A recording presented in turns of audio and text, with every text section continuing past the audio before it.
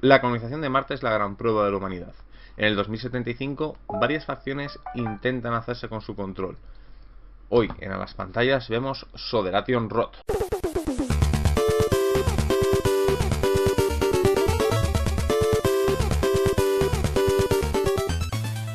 Buenas a todos, soy Ed Cardan, estoy aquí para hablar hoy de Soderation Rot, el segundo de los suplementos del crowdfunding de Valkyr, y por ahora el último de la línea.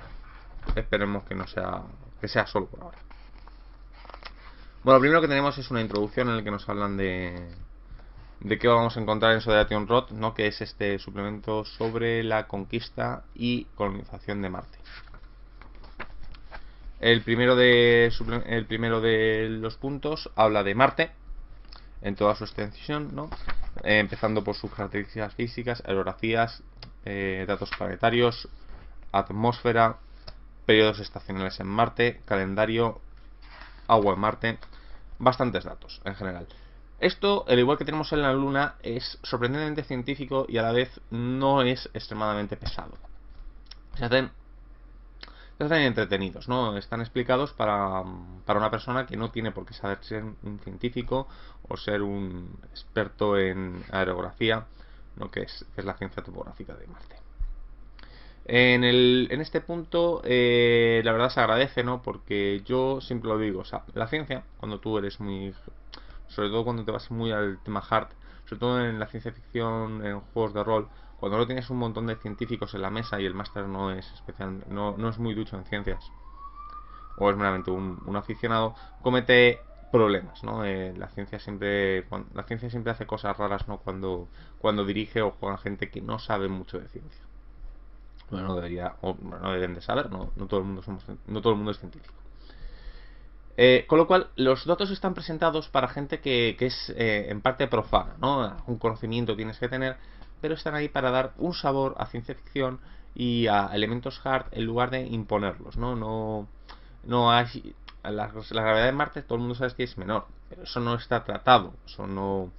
Tú puedes hacer cosas para que se note que es menor gravedad, pero realmente no afecta, ¿no? Tienes negativos por moverte, ni te mueves más, ni nada, ¿no? Se trata como en la Tierra y punto, ¿no? Y ese siempre yo lo considero que es un punto a favor, ¿no? Porque si quieres ser bien un grado de detalle es interesante, ¿no? Para sobre todo hacer una ciencia ficción dura y realista.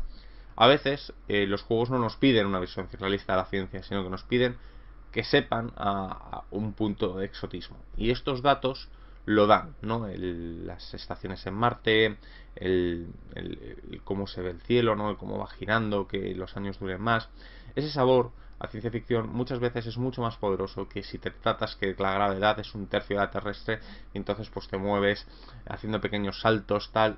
Entonces queda mejor, ¿no? Es mucho más potente la imagen visual y el punto. Es decir, ves cómo te vas a mover, te vas saltando, que ya hay una regla mecánica que hace que tú te muevas más o te muevas menos, o no se pueden hacer ciertas cosas, o que los vehículos funcionan de cosas diferentes, ¿no? El tratar un punto de vista con elementos cotidianos de la Tierra, pero con el exotismo de estético y de sentimientos que puedes tener en un planeta hostil como puede ser Marte, es a veces mucho más potente y da más la sensación de ciencia ficción que tratarlo de forma más dura. Elementos curiosos como por ejemplo el calendario está dividido en 24 meses divididos en pares de dos, ¿no? En el que se hablan del mes, tiene un nombre del símbolo del zodiaco y otro del símbolo del zodiaco en alemán. Y son meses de 28 días que siempre empiezan el lunes, ¿no? Es un elemento, ese punto es curioso, ¿no? Siempre empiezan en domingo, perdón. Siempre empiezan en domingo, el día del sol. Es un calendario que inventan los alemanes, que son los primeros que llegan a colonizar Marte y por capacidad logística pues el resto de las naciones recogen. Te hablan también de puntos como cómo funciona la colonización de Marte, cómo se podría terraformar. Te dicen que es inviable, porque la transformación de Marte, aparte de durar años, es muy factible, pero es muy cara, dura muchos años y hace falta una cooperación internacional que no hay. Con lo cual, a todos los efectos, Marte no puede ser terraformado tal y como lo conocemos. Te dicen que al contrario que la Luna también es mucho más fácil de colonizar porque hay grandes masas de hielo y casquetes polares que permiten conseguir agua, y además hay gran cantidad de oxígeno que permite hacer permiten hacer mantener las bases de forma eficiente, lo cual es muy útil porque está muy lejos de la Tierra, ¿no? Se siente mucho el estar aislado. De hecho, dicen que la cantidad de independencia y autonomía que sienten los marcianos pues es tremendamente alta, ¿no? Como que si la Tierra no... La Tierra molesta, ¿no? A la hora de hacer operaciones en Marte. Te hablan de las ventajas de tener una colonia, que básicamente es prestigio internacional y da cierto pie a poder explorar más allá del sistema solar, ¿no? Es un lugar mucho más importante para la investigación espacial que la Tierra, que debido a su gravedad, su peso y otros factores, pues le hacen bastante limitante. Te hablan de los satélites de Marte, superficie marciana, cómo pasearte, cómo te alimentas, ¿no? Es menos restrictivo que la Luna, pero claro, la capacidad de tener alimentos terrestres pues es mucho más limitada, ¿no? Porque el cargamento no llega. El oxígeno, la energía es complicado tener en Marte, pero no es especialmente difícil. Me sorprende que no intenten poner reactores de fusión o antimateria en Marte, ¿no? Porque sí que existen en la Tierra y en la Luna, en Valkyr, pero sin embargo aquí se utiliza una especie de energía limpia basada principalmente en espejos solares, y me sorprende que no decidan usar la energía eólica, teniendo en cuenta los enormes vientos y tormentas de viento marcianas. No hay ningún tipo de aprovechamiento de la energía eólica. Te cuenta una serie de misterios sin resolver. Esto me encanta. Esto ya me gustó en la Luna y me encanta en Marte, ¿no?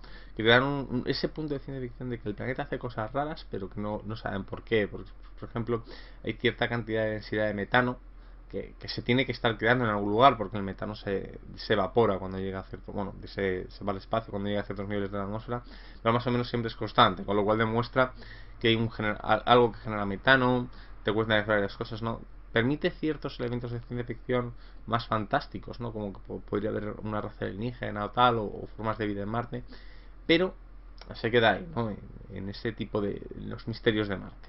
Eso, la verdad, ahí ha molado. Eso ha molado bastante. Después nos habla de la cronología de la conquista espacial, que es, para poderla tener entera tienes que tener el suplemento de Moonbite y además el básico, ¿no? Porque aquí te hablan de acontecimientos nuevos o te detallan un poquito más acontecimientos que te hablaban en el básico. Es curioso, ¿no? La llegada a la conquista a Marte, el cómo la juegan los alemanes. Los alemanes básicamente dicen que van a mandar un satélite, ¿no? Y realmente están mandando un astronauta que les adelanta a los soviéticos que tienen pensado mandar la misión 2 años después, ¿no? Y les vuelven a hacer a todos polvo y empieza una carrera brutal por la llegada a Marte, porque además los alemanes llegan para ello. Te cuentan de algunos acontecimientos en Marte bastante importantes, te hablan de la DARPA, es esta agencia tecnológica americana, exploración espacial, satélites de combate que empiezan a derrumbar y a destrozar cosas en Marte. Es una gran historia sobre la conquista marciana.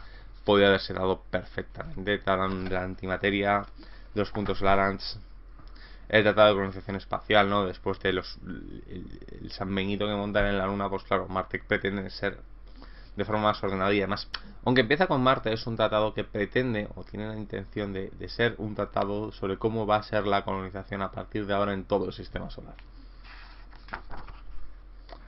Habla de las primeras naves de combate, de las primeras pseudo batallas espaciales. No las hay en gran medida, ¿no? Las potencias no van a hacer eso.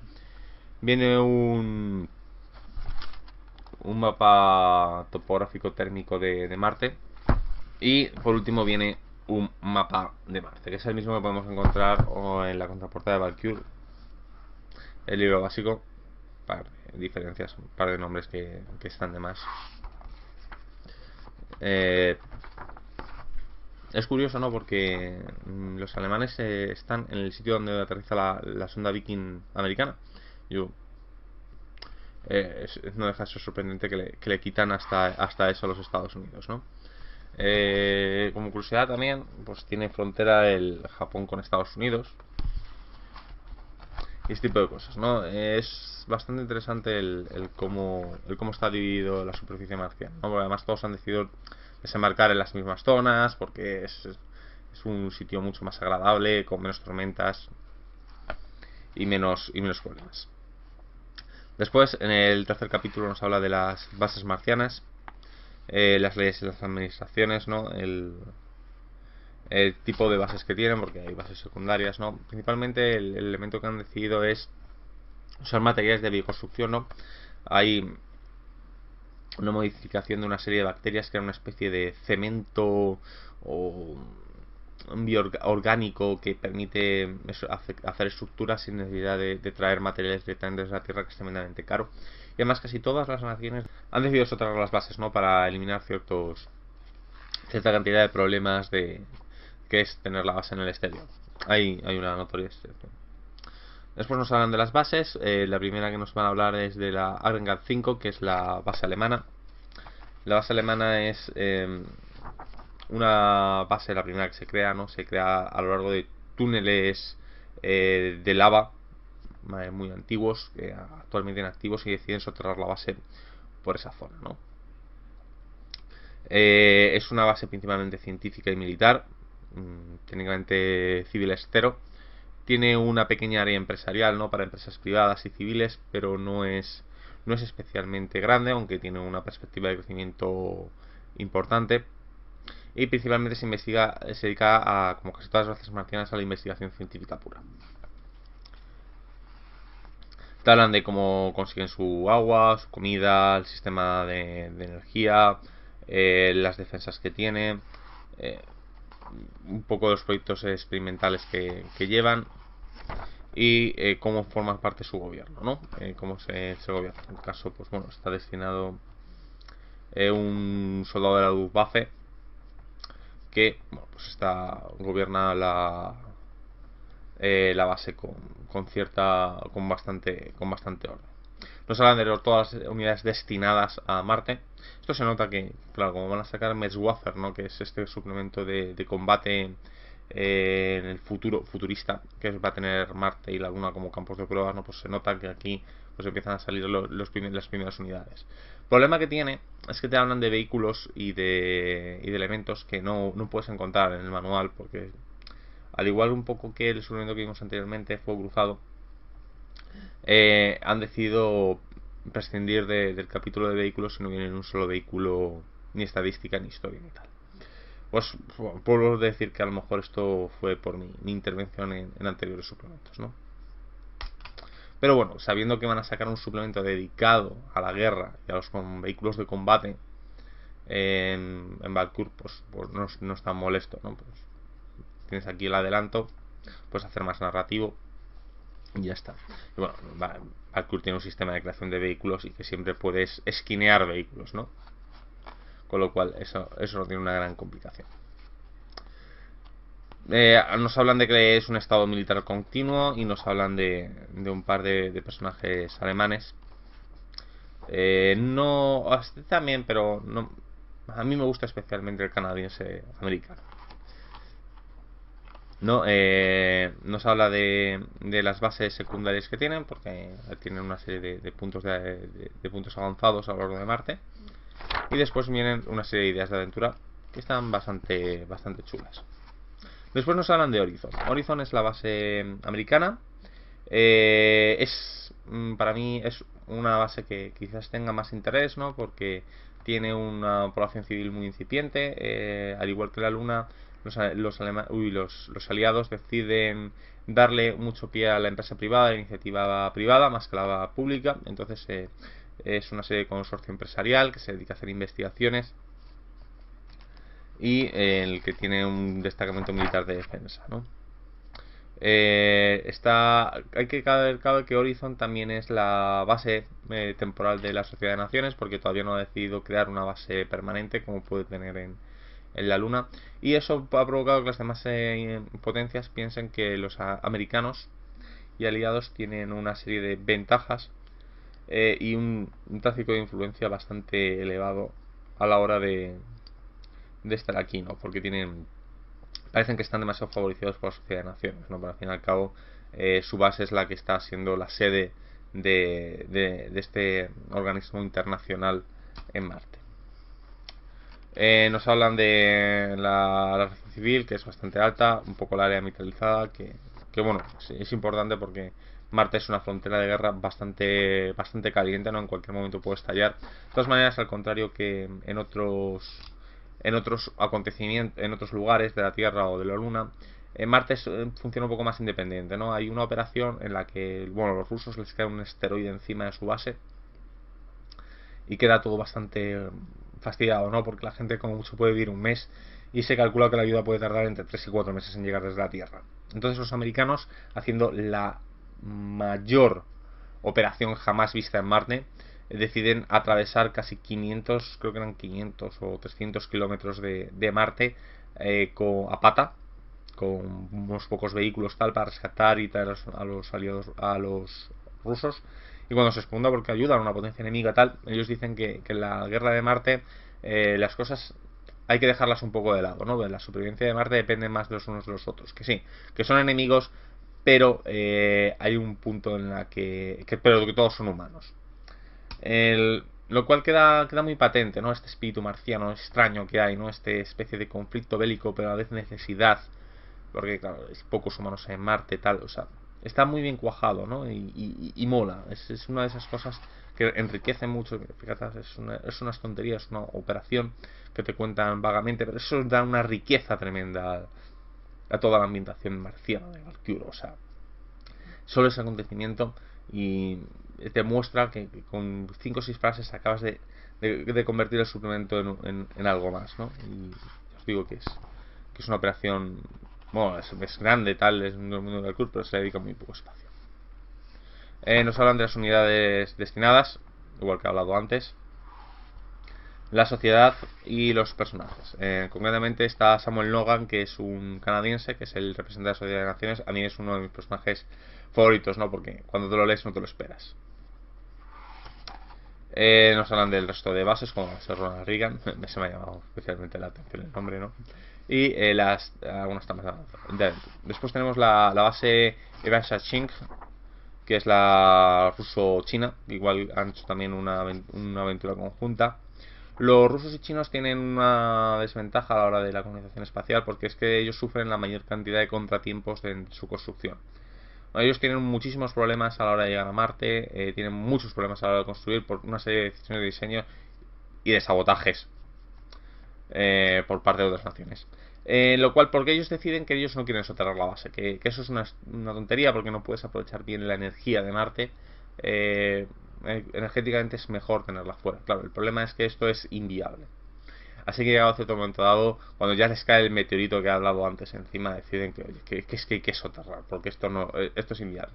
Aún así queda una especie de soterramiento híbrido, ¿no? Pues la mitad de la base está soterrada, la mitad no. Y un poco a partir de ahí pueden empezar a funcionar. Además tienen que cambiar de región, pues es una catástrofe tremenda.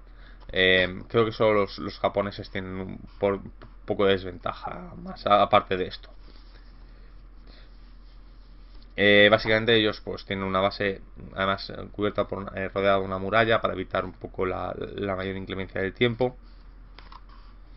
También igual zona militar, defensa, soporte vital.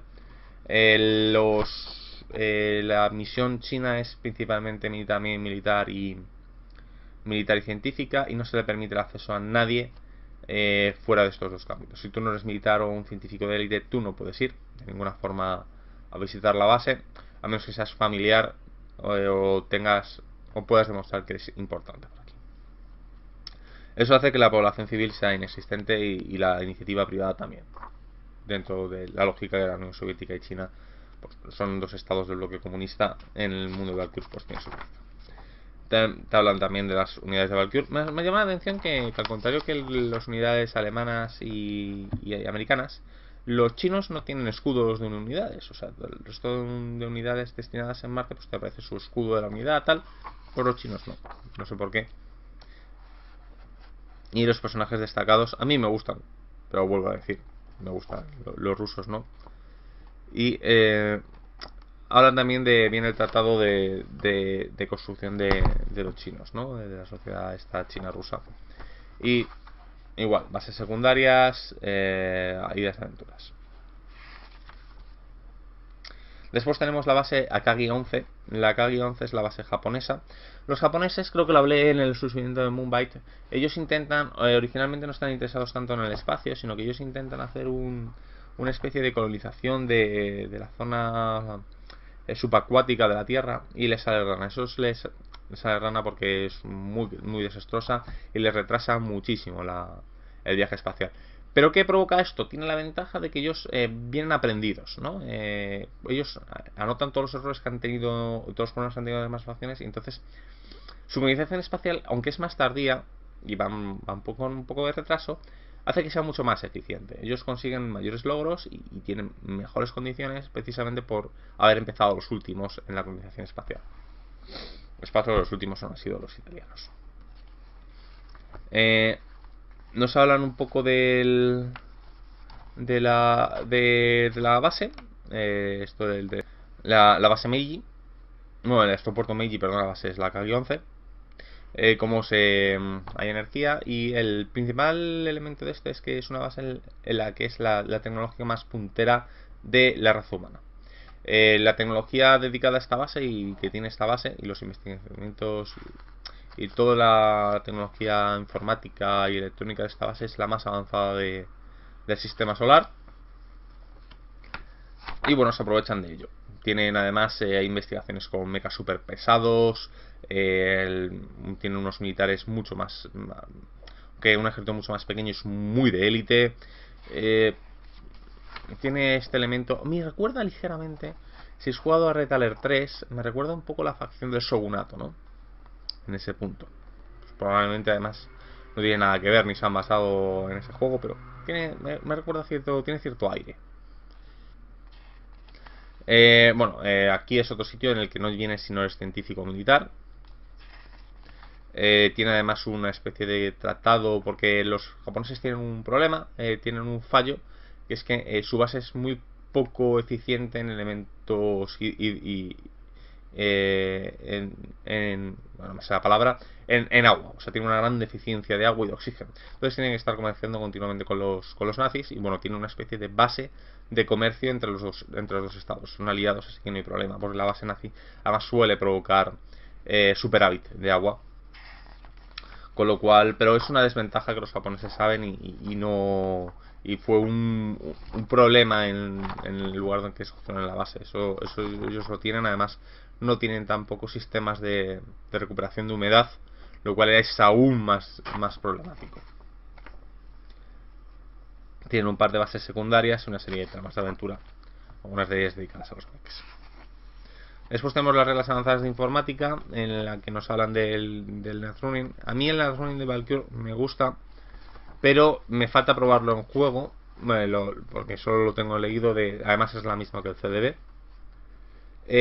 Pero me falta probarlo en juego, porque yo no sé si este sistema de Netrunning va a dar el síndrome de Netrunning que tienen los juegos de Cyberpunk, de corte Cyberpunk. Entonces ahí me falta echarle un tiento. Pero bueno, las reglas están bien. Cualquiera que haya visto el CDB, pues son las mismas que hay ahí en el manual de equipo. Con lo cual tampoco me voy a extender demasiado en ellas, porque ya cuando hable de CDB, pues ya hablaré bastante de ellas. Y bueno, esto es todo lo que da Valkyr, este suplemento. A mí me gusta más que la Luna. Y fíjate que la Luna era un suplemento que a mí me enamoró. Sigue dando el sabor, lo que dije, sigue dando el sabor a Valkyr pese a no estar en la Tierra. Da una ambientación para Valkyr muy interesante y deja además avanzar un poco la trama. 2 años hasta el 2077, dejando el estado de las potencias y del mundo de forma bastante buena y bastante chula. Es un lugar que ambientaría partidas, desde luego. Y bueno, esto es todo por ahora. En el siguiente vídeo pues ya hablaré volveré un poco a la programación planteada. Soy Ed Cardan, nos vemos.